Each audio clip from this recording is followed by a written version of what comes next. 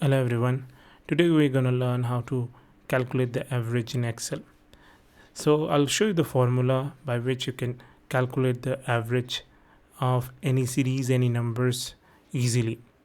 So usually these averages are used by the mathematicians and traders to calculate the moving average of any shares or any mid number of any series. So I'll show you how you can calculate the average very easily. So I got this number series, and if you see, these are random numbers. So how you can calculate the average? So first you have to go any cell where you want to calculate the average, then enter equal to sign, write average. Here it is.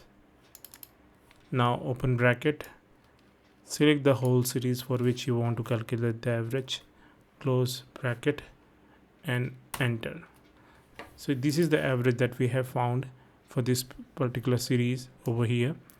You can calculate for this number of series to put together. Suppose if you have any other series, if you want to calculate that, you can also do that easily. Average, you can enter the average function, select the whole series, close bracket and done.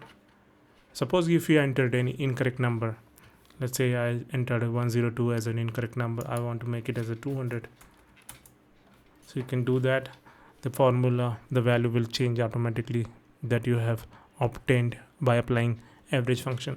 So this way you can use this function very easily on Excel. So that's it for today guys. Thank you very much.